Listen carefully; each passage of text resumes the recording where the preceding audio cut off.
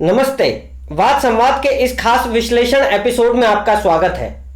25 अप्रैल 2020 को एक अलग ही घटना देखने को मिली। झारखंड में पुलिस द्वारा एक हिंदू फल विक्रेता पर एफआईआर इसलिए दर्ज कर ली गई क्योंकि उसने अपनी दुकान पर हिंदू फल दुकान लिखा था। साथ में दुकान पर हिंदू देवी देवताओं के फोटो लगे थे और विश्व हिंदू परिषद द्वारा अनुमोदित भी लिखा था। यह एफआईआर अल्पसंख्यक समुदाय के एहसान राजी के ट्वीट करने पर की गई। एहसान राजी ने दुकान का फोटो पोस्ट करते हुए ट्वीट किया कि बहुत शर्म की बात है, हम ऐसे हिंदू मुस्लिम नफरत में जी रहे हैं। अब झारखंड सरकार या राज्य के अधिकारियों की बजाय ये लोग व्यवसाय करने की अनुमति देंगे। थोड़ी ही देर में जमशेदपुर पुलिस ने ट्वीट कर संबंधित दुकानों पर से बैनर हटवाने और उन दुकानदारों पर शहर की शांति भंग करने के लिए धारा 107 के तहत मुकदमा दर्ज कर लेने की पुष्टि की गई। हालांकि दुकानदारों का कहना है कि ऐसे बैनर पिछले एक सप्ताह से लगे हैं। पुलिस यहां से रोज गुजरती है, पर अब से पहले किसी को शांति भंग का कोई सीन दिखाई नहीं दिया था। अलग अलग मीडिया हाउसेज ने इस घटना को अलग अलग तरीके से लिया है। जहां आज तक और टाइम्स नाउ जैसे मीडिया हाउसेज ने इसे सांप्रदायिक घटना बताकर पुलिस कार्रवाई को जायज बताया, वहीं बहुसंख्यक समुदाय में डर का माहौल है। लोगों ने अलग अलग तरीके से अपना रोष जताया, जो सोशल मीडिया प्लेटफॉर्म्स जैसे कि ट्विटर, यूट्यूब पर साफ देखने को मिला। प्रसिद्ध वकील डीके दुबे ने इस घटना पर कानूनी पहलू को रखते हुए कहा कि क्या इसी तर्ज पर हिंदू नाम पर आधारित बनारस हिंदू यूनिवर्सिटी पर भी मुकदमा दर्ज किया जाएगा।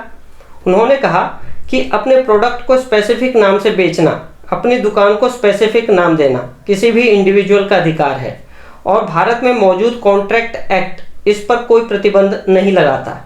Freedom of trade, way of trade, trade in own manner fundamental rights के अंतर्गत आते हैं और इस पर कानूनी रूप से कोई केस नहीं बनता।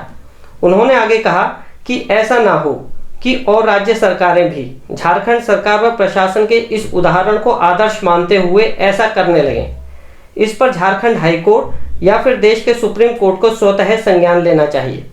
यूट्यूब चैनल सत्य सनातन ने लिखा कि जहां हिंदू होना पाप है, मुस्कुराइए, आप ऐसे भारत में हैं।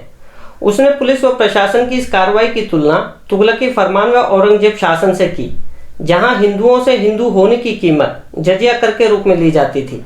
चैनल ने आगे कहा कि यह पुलिस प्रशासन को भी पता है कि यह कोई केस ही नहीं बनता, पर हिंदू समाज में डर बैठाने के लिए ऐसा किया गया है। वहीं एक और यूट्यूब चैनल सब लोकतंत्र ने तर्क दिया कि जब भारत में सरकार द्वारा हलाल सर्टिफाइड फूड प्रतिबंधित नहीं है, जो धर्मनिरपेक्षता का खुले तौर पर उल्लंघन करता है, तो दुकान पर हिंदू नाम लिखना कैसे प्रतिबंधित हो सकता है। आपको बताते चले कि उस भोजन को हलाल कहा जाता है जिसमें बनाने के दौरान उसे पाक करने के लिए कुरान की कुछ खास आयतें पढ़ी जाती हैं। हलाल सर्टिफाइड फूड से होने वाला लाभ मुस्लिम संगठनों को जाता है। एक सोशल मीडिया यूजर ने रोष व्यक्त करते हुए लिखा कि अलीगढ़ मुस्लिम university, Jamia Millia Islamia university, all India Muslim league, Muslim personal law board, Muslim सहकारी bank, Islamic development bank, Muslim hotel, ये सब वैध है, पर हिंदू फल दुकान वैध नहीं है। यह कैसा सेक्युलरिज्म है। एक ने कहा कि अजीब बात है, नाम लिखने को बैन किया जा रहा है, थूकने वाले को नहीं। यह कैसी धर्मनिरपेक्षता है। क्या हम भारत के वेश में सीरिया या पाकिस्तान में रह रहे हैं। हम केवल उतना अधिकार चाहते हैं जितने अधिकार एक मुस्लिम को मुस्लिम होने के नाते मिलते हैं। बहुत सारे लोगों ने पुलिस की नीयत पर और काम करने के तरीके पर भी सवाल उठाए। उन्होंने कहा, यदि विशेष समुदाय नाम की दुकान का फोटो झारखंड पुलिस को ट्वीट किया जाए तो भी क्या पुलिस का एक्शन ऐसा ही होगा, इतना ही फास्ट होगा। क्या दुकानदार के पगड़ी बांध लेने से, तिलक लगाने पर भी एफआईआर दर्ज होगी। अब तो लगता है कि हिंदुओं को केवल जजिया कर देना ही शेष रह गया है। क्या हिंदू होना इस देश में अपराध हो गया है। क्या फ्रीडम ऑफ एक्सप्रेशन केवल खास समुदाय के लिए ही है। क्या अल्पसंख्यक कहे जाने वाले समाज का तुष्टीकरण ही सच्ची धर्मनिरपेक्षता है। ऐसे तो हिंदू धर्म लुप्त ही हो जाएगा। कुछ लोगों में डर का माहौल साफ दिखा। उन्होंने अपना डर व्यक्त करते हुए लिखा, हिंदुस्तान में भी अब हिंदू सुरक्षित नहीं रह गया है। यह दुखद है। यह आखिरी देश बचा था हिंदुओं के लिए, पर लगता है अब सब खत्म हो गया है। सरकारें आखिरकार क्या चाहती है हमसे। हमारा और कितना अपमान किया जाएगा। हमारे धैर्य की और कितनी परीक्षा ली जाएगी। यह सब पाकिस्तान में होता था, इसलिए वहाँ के हिंदू लोग भारत में शरण चाहते हैं, पर यहाँ का हिंदू कहाँ जाएगा पता नहीं।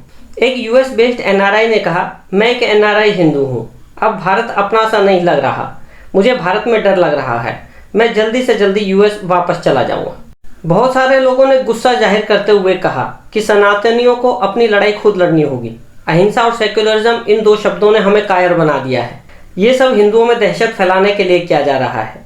जब देश में एक संविधान भारत के लिए हो सकता है, एक संविधान अल्पसंख्यकों के लिए हो सकता है, तो एक संविधान बहुसंख्यक हिंदुओं के लिए भी हो सकता है। जब कुछ लोग 200 ग्राम हलाल मीट के लिए केवल अपने ही समुदाय की दुकान को प्रेफर कर सकते हैं, तो हम भी ऐसा कर सकते हैं। सेक्युलरिज्म का सारा ठीकरा हमारे सर पर ही क्यों फोड़ा जा रहा है? आगे एक बंदे ने लिखा, लेट अस स्टार्ट सात्विक सर्टिफिकेट फॉर आवर सोसाइटी। उनका गुस्सा केवल प्रशासन व पुलिस पर ही नहीं था, बल्कि कांग्रेस पार्टी पर भी साफ दिखाई दिया। उन्होंने लिखा कि कांग्रेस की सत्ता जहां भी होती है, हिंदुओं को सेक्युलरिज्म के नाम पर ऐसे ही सताया जाता है। कांग्रेस हिंदू फोबिया से ग्रसित है। यह एक गुंडा राज है। नहीं पता ये लोग हिंदुओं से इतनी नफरत क्यों करते हैं। यदि हमसे इतनी ही नफरत है तो भारत को भी इस्लामिक देश घोषित कर दो। जहां 56 इस्लामिक देश हैं, वहां 57 होकर भी क्या हो जाएगा। इस तरह लोगों ने इस घटना को अलग अलग इमोशन से जाहिर किया। किसी ने डर से, तो किसी ने इक्वलिटी के आधार पर अधिकारों की बात की। छोटी सी दिखने वाली इस घटना के बहुत मायने हैं, क्योंकि सरकार और प्रशासन लोगों के लिए है और सरकार लोगों की भावनाओं के साथ, खासकर धार्मिक भावनाओं का उपहास नहीं कर सकती, और यदि करती भी है तो देखना होगा लोग कैसी प्रतिक्रियाएं देते हैं। आप जुड़े रहिए वाद संवाद के साथ। आपको हमारा यह वीडियो कैसा लगा? कमेंट बॉक्स में आपकी फीडबैक का इंतजार रहेगा। धन्यवाद।